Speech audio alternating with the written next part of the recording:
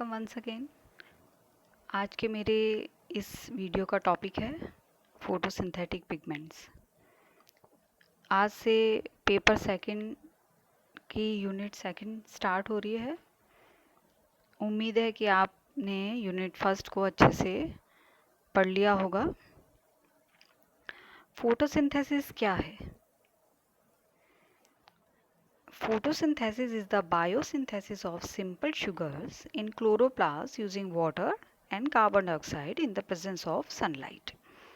यानी सूर्य के प्रकाश की में कार्बन डाइऑक्साइड और वाटर का उपयोग करके क्लोरोप्लास्ट में शुगर के बायोसिंथेसिस यानी जैव संश्लेषण की प्रक्रिया को फोटोसिंथेसिस कहते हैं। जो ग्रीन प्लांट्स जिनमें कि फोटोसिंथेसिस परफॉर्म होता है उन्हें ऑटोट्रॉफिक प्लांट्स कहा जाता है, यानी स्वपोषी पौधे अपना भोजन खुद बनाते हैं और वो फोटोसिंथेसिस के द्वारा होता है। इक्वेशन के रूप में अगर हम देखें तो एक मॉलिक्यूल जो है वो कार्बन डाइऑक्साइड और 12 अणु वाटर के मिलकर एक कार्बोहाइड्रेट का अणु बनाते हैं। 6 अणु वाटर के वापस रिलीज हो जाते हैं और 6 अणु ऑक्सीजन के यहाँ पर बनते हैं। फोटोसिंथेसिस एक ऑक्सीडेशन रिडक्शन यानी ऑक्सीकरण अपचयन अभिक्रिया है जिसमें जल का ऑक्सीकरण ऑक्सीडेशन ऑफ वाटर होता है और रिडक्शन ऑफ कार्बन डाइऑक्साइड यानी कार्बन डाइऑक्साइड का अपचयन होता है। लाइट रिएक्शन और डार्क रिएक्शन। लाइट रिएक्शन में जल का ऑक्सीकरण होता है और डार्क रिएक्शन में कार्बन डाइऑक्साइड का रिडक्शन होता है। सूरज के प्रकाश को रासायनिक ऊर्जा में परिवर्तन करने वाली प्रक्रिया है। हिंदी में परिभाषित करें तो क्लोरोफिलिक कोशिकाओं में प्रकाश की उपस्थिति में जल तथा कार्बन डाइऑक्साइड से सरल कार्बोहाइड्रेट के निर्माण की प्रक्रिया को प्रकाश संश्लेषण कहते हैं। प्रकाश संश्लेषण की जब हम बात करते हैं तो अभी मैंने जैसे कहा कि क्लोरोफिल या क्लोरोप्लास्ट की अहमियत इसमें महत्वपूर्ण होती है, क्योंकि अगर वो मौजूद है तभी वो ट्रैप करता है सूरज के प्रकाश की रोशनी को, अगर पिगमेंट मौजूद है। तो साइट ऑफ फोटोसिंथेसिस की बात करें तो अनेक जो लवक हैं वो साइट ऑफ फोटोसिंथेसिस होते हैं जिनमें अनेक प्रकार के पिगमेंट्स पाए जाते हैं। और हरे पिगमेंट्स की बात करें तो वो हरा लवक जो होता है वो क्लोरोप्लास्ट होता है। तो मुख्य जो लवक होता है वो क्लोरोप्लास्ट है और यहाँ प्लांट सेल क्लोरोप्लास्ट का स्ट्रक्चर आपके सामने है। क्लोरोप्लास्ट की जो खोज है वो शिम्पर के द्वारा की गई थी। क्लोरोप्लास्ट एक जनरली हायर प्लांट्स में एक कॉनकेव संरचना होती है। ये 3D संरचना यहाँ पर दिखाई गई है जिसमें आउटर मेम्ब्रेन है, इनर मेम्ब्रेन है और दोनों मेम्ब्रेन के बीच का स्पेस क्लियर दिखाई दे रहा है। और जब इसके पार्ट को अगर खोला जा रहा है कि अंदर की तरफ हम देखते हैं कि स्टेक ऑफ थाइलोकॉर्ड्स यहाँ पर दिख रहे हैं। थाइलोकॉर्ड्स के बीच में यह स्ट्रोमा है और 2 थाइलोकॉर्ड को जोड़ती हुई यह स्ट्रोमा लैमिली दिखाई दे रही हैं। ये तो 3D व्यू है। अगर हम एग्ज़ाम में जैसे कि स्केच चित्र बनाते हैं वो इस तरह से बनाना है आपको, तो इसमें भी वही संरचना है जो मैंने आपको बताया है। और जब हम उसका डिस्क्रिप्शन करते हैं तो उसके डिस्क्रिप्शन में यहाँ पर 3 मुख्य संरचनाएं लिखते हैं, 1, 2 एंड 3। जैसे मैंने यहाँ पर नंबर डाला हुआ है। पहली उसकी आउटर मेम्ब्रेन है, दूसरा स्ट्रोमा है और तीसरा ग्रेनम है। तो सबसे पहले लेते हैं हम उसकी मेम्ब्रेन। तो क्लोरोप्लास्ट जो है वो डबल मेम्ब्रेन बाउंड स्ट्रक्चर है, यानी इनर मेम्ब्रेन और आउटर मेम्ब्रेन इसमें मिलती है। डबल मेम्ब्रेन बाउंड स्ट्रक्चर है और मेम्ब्रेन जो है वो यूनिट मेम्ब्रेन होती है। यूनिट मेम्ब्रेन यानी प्रोटीन और लिपिड की बनी हुई होती है। प्रोटीन पूरे क्लोरोप्लास्ट में 40 to 50% होता है और फॉस्फोलिपिड जो है वो 25 से 30% तक होता है। और अगर हम क्लोरोफिल की बात करें, कैरोटीनॉइड्स यानी पिगमेंट्स की बात करें तो क्लोरोफिल 5 से 10% तक रहता है। कैरोटीनॉइड्स 1 to 2% होता है। इस और आरएनए और डीएनए भी पाया जाता है, एंजाइम्स मिलते हैं। तो क्लोरोप्लास्ट जो होता है वो खुद एक अपना, जो कि डीएनए इसका अपना होता है, आरएनए इसका अपना होता है, तो ये अपने द्वारा जो एंजाइम्स का जो फॉर्मेशन करना है फोटोसिंथेसिस वाला वो खुद ही बायोसिंथेसिस कर लेता है, लेकिन कंट्रोल जो होता है वो मेन डीएनए से इसका होता है।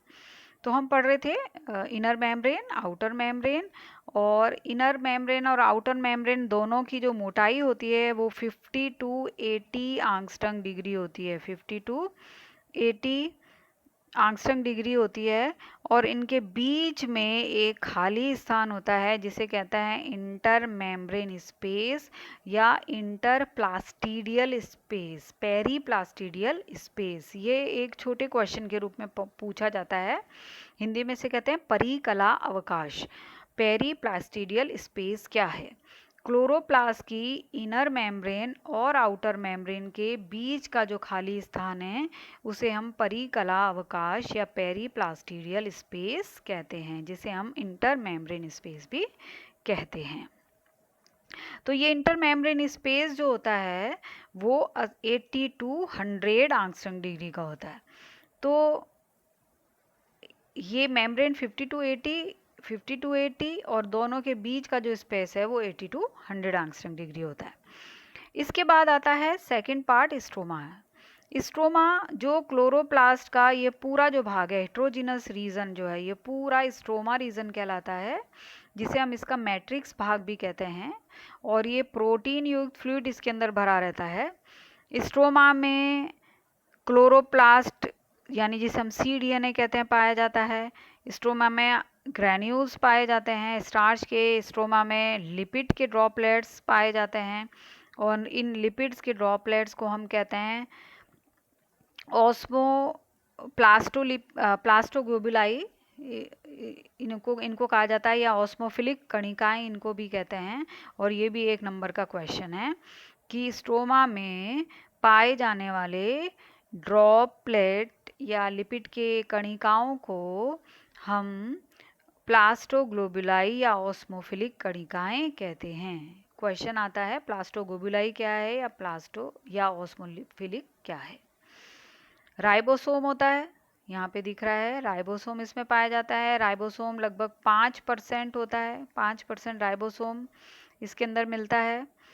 और जो इम्पॉर्टेंट पार्ट जो है इसका वो है थाइलेकॉइड और लैमेली इसमें पाए जाते हैं। थर्ड जो डिस्क्रिप्शन में हम इसके संरचना में लिखते हैं उसे हम कहते हैं ग्रेना रीजन।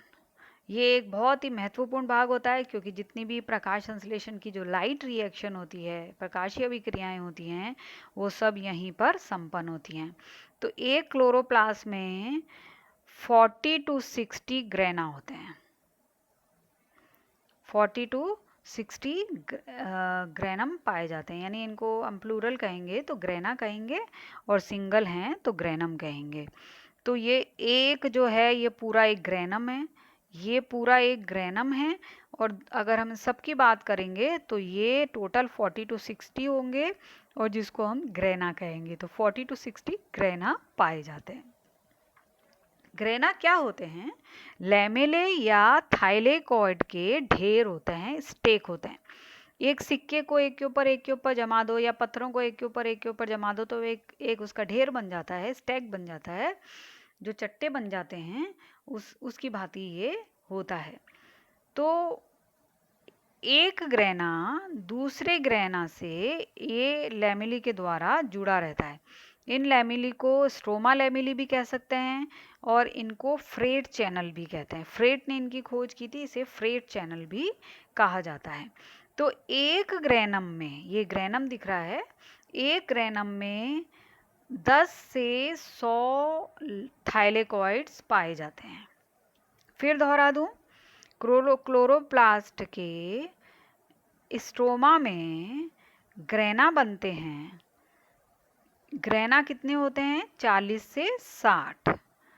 एक ग्रेनम में 10 से 100 थाइलेकॉइड पाए जाते हैं। तो ग्रेनम क्या है? ग्रेनम थाइलेकॉइड या लैमेली का स्टेक या ढेर होता है। कितनी का? 10 से 100 थाइलेकॉइड्स मिलकर इसका निर्माण करते हैं। थाइलेकॉइड एक इम्पॉर्टेंट संरचना है, और थाइलेकॉइड में भी अगर इसकी मेम्ब्रेन को हम देखें, क्योंकि जितने भी पिगमेंट्स पाए जाते हैं वो थाइलेकॉइड्स की मेम्ब्रेन पर पाए जाते हैं, तो इसकी मेम्ब्रेन भी यूनिट मेम्ब्रेन की तरह रहती है। और ये यूनिट मेम्ब्रेन जो है, यहाँ पर आप देख पा रहे हैं, यहाँ पर आउटर और इनर मेम्ब्रेन रहता है, ऊपर की तरफ प्रोटीन है और बीच में ये लिपिड पाया जाता है। यानी लिपिड जो है वो दोनों तरफ से प्रोटीन से घिरा रहता है। रॉबर्टसन की यूनिट मेम्ब्रेन वाला जो स्ट्रक्चर है वो इसमें पाया जाता है।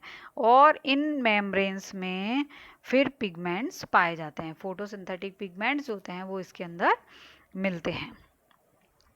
थाइलेकॉइड की मेम्ब्रेन पर जब पिगमेंट मिलते हैं तो उन पिगमेंट के लिए भी एक संरचना मिलती है जिसे हम कहते हैं क्वांटासोम्स।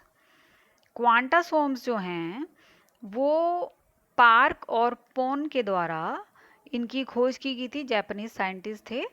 और थाइलेकॉइड की इनर सरफेस पर सूक्ष्म माइन्यूट राउंड कलर की कणिकाएं पाई जाती हैं जिन्हें क्वांटासोम्स कहा जाता है। क्वांटासोम्स जो होते हैं वो थाइलेकॉइड की मेम्ब्रेन पर मिलते हैं, जैसा कि मैंने अभी कहा आपको, ये इनर सरफेस पर या इनर मेम्ब्रेन पर मिलते हैं और फोटोसिंथेसिस की स्ट्रक्चरल और फंक्शनल यूनिट इंपॉर्टेंट पार्ट होते हैं। थाइलेकॉइड नहीं है तो पिगमेंट्स नहीं है और पूरी लाइट रिएक्शन ही नहीं होगी। प्रत्येक थाइलेकॉइड क्वांटासोम में 230 क्लोरोफिल के मॉलिक्यूल्स होते हैं जिनका डिस्ट्रीब्यूशन होता है क्लोरोफिल ए 160 और क्लोरोफिल बी 70। इसके अलावा 48 कैरोटिनॉइड्स, 46 क्विनॉन्स, 116 फॉस्फोलिपिड्स और अनेक एंजाइम्स एक सिंगल क्वांटासोम्स में मिलते हैं। जितने भी पिगमेंट्स जो ये यहाँ पर मिल रहे हैं वो क्वांटासोम्स में एंटीना कॉम्प्लेक्स का निर्माण करते हैं। ये एंटीना मॉलिक्यूल जो लिखा हुआ है एंटीना कॉम्प्लेक्स भी कहते हैं। इन शॉर्ट हम इनको एसी यानी एंटीना कॉम्प्लेक्स या लाइट हार्वेस्टिंग कॉम्प्लेक्स, ये मैं आगे आपको नेक्स्ट वीडियो में बताऊंगी। लाइट हार्वेस्टिंग कॉम्प्लेक्स जब लाइट रिएक्शन पढ़ाएंगे तब मैं आपको बताऊंगी। तो ये एंटीना मॉलिक्यूल्स क्या हैं, जो क्लोरोफिल और कैरोटिनॉइड्स जो भी पिगमेंट हैं वो सब जहाँ इकट्ठे होते हैं तो एक कॉम्प्लेक्स का निर्माण करते हैं जिसे हम कहते हैं एंटीना कॉम्प्लेक्स या एंटीना मॉलिक्यूल्स। फोटोसिंथेटिक पिगमेंट्स 3 प्रकार के होते हैं। ये फोटोसिंथेटिक पिगमेंट्स प्रकाश ऊर्जा का अवशोषण पौधों में उपस्थित वर्णकों द्वारा किया जाता है। इन्हें फोटोसिंथेटिक या प्रकाश संश्लेषी वर्णक कहते हैं। यानी वर्णक या पिगमेंट वो भाग है जो कि सनलाइट को एब्जॉर्ब करने का काम करते हैं। और सनलाइट का एब्जॉर्प्शन जो होता है वो विजिबल स्पेक्ट्रा का होता है, जो कि आगे मैं आपको भी एक्सप्लेन करूंगी। तो इनमें 3 प्रकार के हैं। क्लोरोफिल जो कि मेन पिगमेंट है, इसके अलावा 2 पिगमेंट कैरोटिनॉइड्स और फाइकोबिलिन्स जो हैं वो एक्सेसरी पिगमेंट के रूप में, सहायक पिगमेंट के रूप में कार्य करते हैं। तो सबसे पहले हम लेते हैं क्लोरोफिल्स। ग्रीन पिगमेंट होते हैं। Various types of chlorophylls are found. Chlorophyll A B C D E, जो कि मुख्य रूप से क्लोरोफिल ए और बी जो होता है वो मुख्य होता है। क्लोरोफिल ए जो है वो मेन पिगमेंट है और क्लोरोफिल बी जो है वो हायर प्लांट्स में मिलता है। तो ए जो है वो यूनिवर्सल है, जितने भी फोटोसिंथेटिक प्लांट्स होंगे उनमें ये मिलेगा। इसके अलावा बैक्टीरिया में मिलने वाले क्लोरोफिल्स यहाँ पर अनेक प्रकार के होते हैं। इनका काम क्या होता है, ये लाइट एनर्जी यानी सूर्य को प्रकाश को ग्रहण करते हैं, उसको ट्रैप करते हैं और उसको किस में बदल देते हैं, रासायनिक ऊर्जा में, केमिकल एनर्जी में। क्लोरोफिल जो है वो ब्लू लाइट को या रेड लाइट की वेवलेंथ क्या है 480 nm और रेड लाइट की वेवलेंथ है 650 to 700 nm की wavelength of visible spectrum. Visible spectrum क्या है अभी मैं नेक्स्ट वीडियो स्लाइड में आपको बताती हूँ। क्लोरोफिल जो होते हैं वो इनसॉल्युबल इन वाटर है, वाटर के अंदर ये इनसॉल्युबल होते हैं, जबकि कार्बनिक पदार्थों में, ऑर्गेनिक पदार्थों में, ये ऑर्गेनिक सॉल्वेंट्स में ये सॉल्युबल होते हैं। ये कुछ इनके कैरेक्टरिस्टिक हैं। अब जैसा कि मैंने अभी आपको कहा, विजिबल स्पेक्ट्रम, दृश्यमान स्पेक्ट्रम। सूरज के प्रकाश में जो रेडिएशन, जो रेज होती हैं, उनमें विद्युत चुंबकीय विकिरण होती हैं, इलेक्ट्रोमैग्नेटिक वेव्स होती हैं। तो visible part of these electromagnetic waves is called light और विजिबल स्पेक्ट्रम। यानी इन सूरज के प्रकाश की जो विद्युत चुंबकीय विकिरण हैं, उनके दृश्यमान भाग को प्रकाश अथवा दृश्यमान स्पेक्ट्रम कहते हैं। यानी पौधों में उपस्थित जो फोटोसिंथेटिक पिगमेंट या वर्णक हैं, वो इसी की वेवलेंथ की लाइट्स को एब्जॉर्ब करते हैं, यानी दृश्यमान स्पेक्ट्रम को ही एब्जॉर्ब करते हैं और उसको केमिकल एनर्जी में बदलते हैं। वेवलेंथ की रेंज इनकी क्या होती है? 380 टू 760 nm। ठीक है, यहाँ आप देखिए ये फ्रीक्वेंसी दे रखी है, ये वेवलेंथ दे रखी है, राइट। तो ये विजिबल पार्ट है। ये विजिबल पार्ट कितना है? ये विजिबल पार्ट यहाँ वॉयलेट से शुरू होता है और रेड तक जाता है। ये पूरा ये पार्ट यहाँ से यहाँ दिखाया गया है। यहाँ हम देखते हैं तो अल्ट्रा वॉयलेट, एक्सरेज वगैरह शुरू होती हैं, या फार रेड, माइक्रोवेव्स वगैरह शुरू हो जाती हैं। तो ये विजिबल पार्ट नहीं होते, इनको एब्जॉर्ब नहीं किया जाता है, इनको एब्जॉर्ब नहीं किया जाता, केवल इस वाले भाग को एब्जॉर्ब किया जाता है। तो ये जैसा कि मैंने अभी आपको बताया, वॉयलेट से ग्रीन का रेंज होता है और 380 टू 760 nm इसका रेंज होता है। यहाँ पर वेवलेंथ और कलर दे रखे हैं। 380 जो है वॉयलेट से शुरू होता है और एंड हो रहा है 750। कई जगह पर ये 760 भी होता है, दोनों सही हैं, 750 या 760। और कई बुक्स में आप यहाँ पर भी देखेंगे 390 लिखा होता है, 390 टू 760, और कई जगह 380 टू 750 nm। यानी वॉयलेट से शुरू हुआ और कहाँ पर फिनिश होता है? रेड पर जाके। तो ब्लू है, ग्रीन है, येलो है, ऑरेंज है, सबका अपना वेवलेंथ है। ये वेवलेंथ यहाँ पर पाया जा रहा है। क्लोरोफिल अणु की अगर हम स्ट्रक्चर या संरचना देखें तो स्ट्रक्चर का जो अध्ययन है वो सबसे पहले विल्स, टॉटर, स्टॉल और फिशर ने मिलकर किया था 1912 में। केमिकली ये एक टेनिस के रैकेट की तरह की संरचना होती है, जिसके अंदर उसका एक पोरफायरिन हेड होता है और एक फाइटोल टेल होती है। पोरफायरिन हेड जो होता है, ये इसका हेड कहलाता है और ये इसकी टेल कहलाती है। वो टेट्रापायरोल, पायरोल यानी हाइड्रोजन और कार्बन की 4 रिंग्स इसमें पाई जाती हैं, तो टेट्रा हम कहते हैं। 4 पायरोल की रिंग से बनता है। और फाइटोल टेल जो होती है, इस टेट्रापायरोल में मैग्नीशियम और नाइट्रोजन भी शामिल होता है, जबकि फाइटोल टेल जो होती है वो एक लंबी कार्बन और हाइड्रोजन की चेन होती है। मूलानुपाती सूत्र की अगर बात करें तो क्लोरोफिल ए में कार्बन के 55, हाइड्रोजन के 72, ऑक्सीजन के 5, नाइट्रोजन के 4 और मैग्नीशियम का 1 अणु पाया जाता है। जबकि क्लोरोफिल बी में हाइड्रोजन के 2 अणु कम होते हैं और ऑक्सीजन का 1 अणु ज़्यादा होता है। तो मेजर, जैसे कि मैंने पहले भी बताया था, क्लोरोफिल एक मेजर पिगमेंट होता है जो कि सभी ऑटोट्रॉफिक ऑर्गेनिज्म में मिलता है, जबकि क्लोरोफिल बी केवल हायर प्लांट्स में पाया जाता है। यहाँ इसके आणविक संरचना 3D व्यू देखिए आप। 3D व्यू में ये पोरफायरिन हेड है, टेट्रापायरल का बना हुआ है, और इसमें ये जो ग्रीन आपको दिख रहा है ये मैग्नीशियम है, और ये 4 ब्लू कलर जो आपको दिख रहे हैं ये सब नाइट्रोजन के 4 अणु यहाँ पर मिल रहे हैं, और ब्लैक और वाइट जितने भी आपको दिखाई दे रहे हैं ये सब हाइड्रोजन और कार्बन है। जबकि फाइटोल टेल में यहाँ पर आप देखेंगे हाइड्रोजन और कार्बन की ये लंबी चेन होती है। यहाँ पर ये इसका एक स्केच दिखाई दे रहा है आपको। इस पूरे पोरफायरिन हेड की अगर हम बात करें तो क्लोरोफिल ए और बी में जो सूत्र में फ़र्क है वो यहाँ पर है। कार्बन नंबर 7 पर जो क्लोरोफिल बी होता है वहाँ पर एल्डिहाइड ग्रुप होता है, तो यहाँ पर क्या हो जाता है? CHO। CHO होने से क्या हुआ? अभी जैसे मैंने पहले आपको सूत्र में बताया कि हाइड्रोजन इसके 2 कम हो गए और एक ऑक्सीजन ऐड हो गया, बस इतना फ़र्क होता है, बाकी वो सिमिलर रहता है। अब 1 नंबर का एक क्वेश्चन जनरली पूछा जाता है कि बायोसिंथेसिस क्लोरोफिल का किससे होता है? तो क्लोरोफिल का बायोसिंथेसिस एक अमीनो एसिड है, ये ग्लाइसिन जिसे कहते हैं वो, और सक्सिनाइल क्लोराइड, दोनों मिलकर मतलब शुरुआत जो होती है इन दोनों से होती है। और सक्सिनाइल कोएंजाइम ए जो होता है वो क्रेब्स साइकिल के अंदर, क्रेब्स साइकिल का एक पार्ट होता है, बीच में बनता है, क्रेब्स साइकिल के इंटरमीडिएट प्रोडक्ट होता है। तो वो यहाँ पर सक्सिनाइल कोएंजाइम ए और अमीनो एसिड, कौन सा amino acid? Glycine amino acid. ये 1 नंबर का क्वेश्चन जैसा कि अभी मैंने बोला था, और ये भी 1 नंबर के क्वेश्चन के रूप में पूछा जाता है, इसलिए मैंने इसको यहाँ थोड़ा सा अलग से लिया है।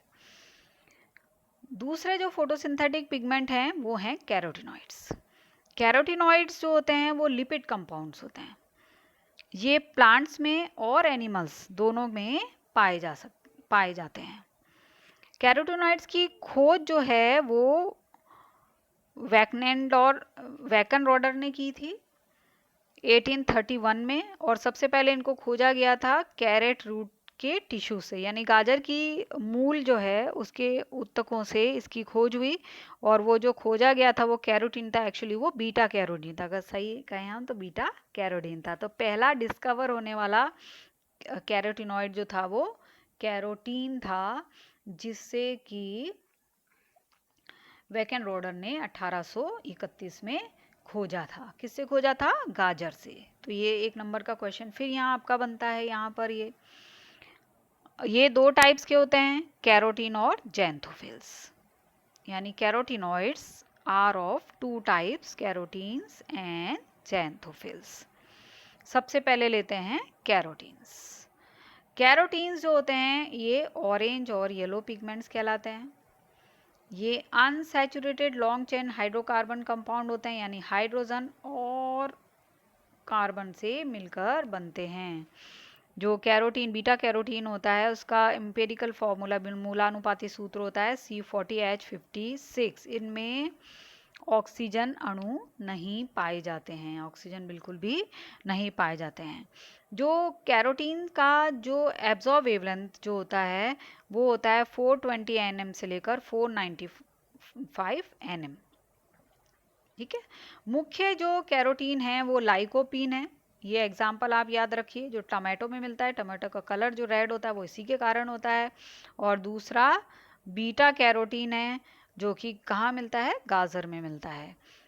जनरली कहा जाता है ना कि गाजर में जो है वो विटामिन ए पाया जाता है। वो विटामिन क्या है? ये जो कैरोटीन होता है ये बॉडी में जाकर हमारी बॉडी में कन्वर्ट हो जाता है विटामिन ए में। तो गाजर में विटामिन ए नहीं मिलता है, गाजर में विटामिन ए ना मिलकर बीटा कैरोटीन मिलता है, और ये बीटा कैरोटीन हमारी बॉडी में मेटाबॉलिज्म के दौरान कन्वर्ट हो जाता है विटामिन ए में, तो इसे प्रो विटामिन ए कहा जाता है।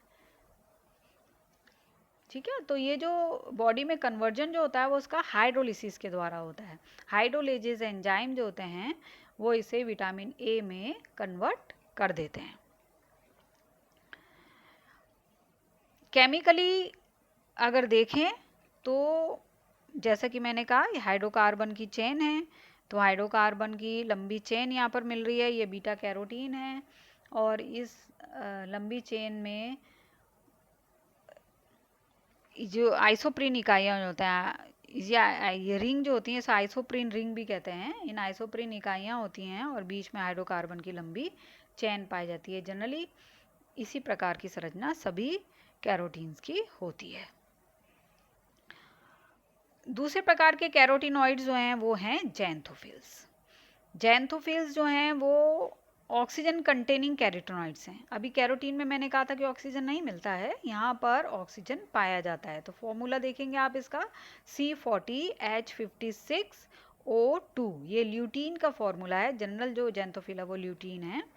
तो ये ब्राउन और येलो कलर के पिगमेंट होते हैं, ये कैरोटीन से ज़्यादा नेचर में पाए जाते हैं। एल्गी वगैरह में ये बहुत मिलते हैं, ब्राउन एल्गी के अंदर ये मिलते हैं।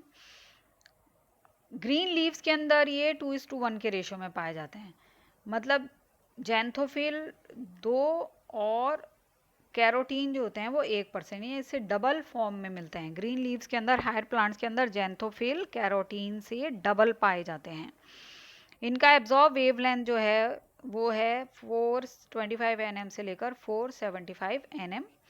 और एग्जाम्पल जरूर याद रखिएगा, आप एग्जाम्पल पूछे जाते हैं। ल्यूटीन है, जियाजेंथिन, वोलाजेंथिन, क्रिप्टोजेंथिन, नियोजेंथिन, ये कॉमन प्रकार के एग्जाम्पल हैं जो कि जैंथोफिल में मिलते हैं। केमिकली जैंथोफिल भी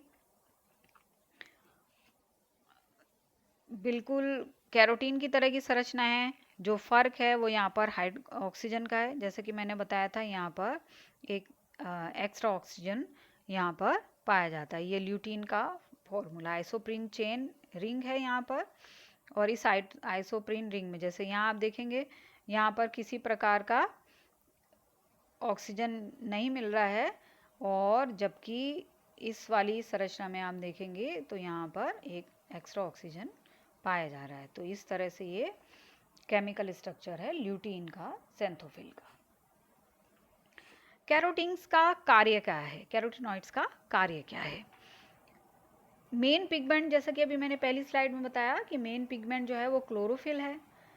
तो इनका जो एक्सेसरी पिगमेंट जो होते हैं, यानी कैरोटीनॉइड्स जो हैं, जो कि एक सहायक पिगमेंट के रूप में होते हैं, दो कार्य मेज़र करते हैं। पहला, ये प्रोटेक्शन करते हैं against photo oxidation of chlorophyll. तेज प्रकाश में, तेज लाइट में जो मुख्य पिगमेंट हैं उनका ऑक्सीडेशन ना हो जाए, उनका ऑक्सीकरण ना हो जाए, उसके प्रति इसको सुरक्षा प्रदान करने का कार्य करते हैं। और दूसरा है transfer of energy to chlorophyll. अभी जैसे कि हमने वेवलेंथ एब्जॉर्प्शन देखा था, तो क्लोरोफिल जो होता है वो ब्लू लाइट और रेड लाइट को एब्जॉर्ब करता है। इसके अलावा जितने भी विजिबल स्पेक्ट्रम है वो इन कैरोटीनॉइड्स के द्वारा, सहायक पिगमेंट्स के द्वारा एब्जॉर्ब किया जाता है। तो ये सहायक पिगमेंट इनको एब्जॉर्ब करते हैं और उसको ट्रांसफ़र कर देते हैं क्लोरोफिल पर।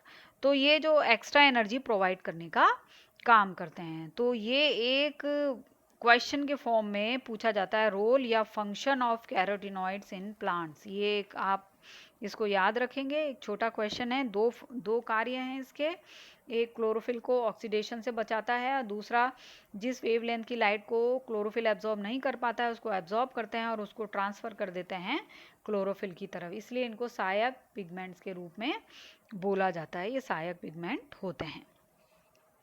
लास्ट जो पिगमेंट हैं, फोटोसिंथेटिक पिगमेंट हैं, उनमें क्या आते हैं फाइकोबिलिन्स, जिन्हें बिली प्रोटीन्स भी कहा जाता है। और ये हायर पौधों में, हायर प्लांट्स में नहीं मिलते हैं, ये केवल और केवल एल्गी में पाए जाते हैं। ये दो प्रकार के होते हैं, फाइकोइरीथ्रीन्स और फाइकोसाइनिन। फाइकोइरीथ्रीन रेड कलर के होते हैं जो कि 615 nm की लाइट को एब्जॉर्ब करते हैं, और रेड कलर के होते हैं तो ये रेड एल्गी यानी रोडोफाइसी के सदस्यों में पाए जाते हैं। फाइकोसाइनिन जो कि ब्लू कलर के होते हैं, इनका एब्जॉर्बिंग वेवलेंथ ये होता है 490, 546 एंड 565 nm, और ये ब्लू ग्रीन एल्गी यानी साइनोफाइसी के सदस्यों के मुख्य पिगमेंट के रूप में पाए जाते हैं। ये फाइकोबिलिन्स जो होते हैं वो कॉन्जुगेटेड प्रोटीन्स यानी प्रोटीन के अलावा भी कोई दूसरा पार्ट जिसमें मिलता है, जिसे हम कहते हैं प्रोस्थेटिक ग्रुप। तो ये प्रोस्थेटिक ग्रुप के रूप में रहते हैं। संरचना के रूप में अगर देखें तो ये क्लोरोफिल पिगमेंट के फॉर्म में, क्लोरोफिल एटम का जो स्ट्रक्चर होता है, अभी मैंने बताया टेट्रापायरल हेड होता है और फाइटोल टेल होती है ना। तो ये हेड और टेल के फॉर्म में मिलते हैं। क्लोरोफिल में क्या मिल रहा था, क्लोरोफिल में कार्बन था, क्लोरोफिल में हाइड्रोजन था, क्लोरोफिल में ऑक्सीजन थी, क्लोरोफिल में नाइट्रोजन था, और क्लोरोफिल में मैग्नीशियम था। तो यहाँ पर मैग्नीशियम एटम बस नहीं पाया जाता है। तो क्लोरोफिल अणु की तरह ही इनमें हेड होता है, उसी की तरह इनमें टेल होता है, लेकिन जो हेड में सेंटर में एक अणु मैग्नीशियम का जो मिलता है वो मैग्नीशियम का अणु इनमें नहीं पाया जाता है। तो इस तरह ये फाइकोबिलिन्स जो होते हैं वो, जैसा कि मैंने अभी आपको कहा, केवल और केवल एल्गी में मिलते हैं। और कितने प्रकार के होते हैं, नाम इसका याद रखें आपको, फाइकोइरीथ्रीन और फाइकोसाइनिन, दो प्रकार के होते हैं, फाइकोइरीथ्रीन और फाइकोसाइनिन। ठीक है, तो ये भी एक्सेसरी पिगमेंट के रूप में, बाकी जो ऑर्गेनिज्म है, फोटोसिंथेटिक ऑर्गेनिज्म है, उनमें ये मिलते हैं, लेकिन ये हायर प्लांट्स में नहीं पाए जाते हैं। तो इस तरह यहाँ पर ये फोटोसिंथेटिक पिगमेंट्स का लेक्चर कंप्लीट होता है। कई छोटे क्वेश्चन इसमें बनते हैं, तो छोटे छोटे क्वेश्चन के रूप में ये एक इम्पॉर्टेंट चैप्टर हो जाता है। इसको अच्छे से पढ़िए, समझिए और याद करिए। Thank you.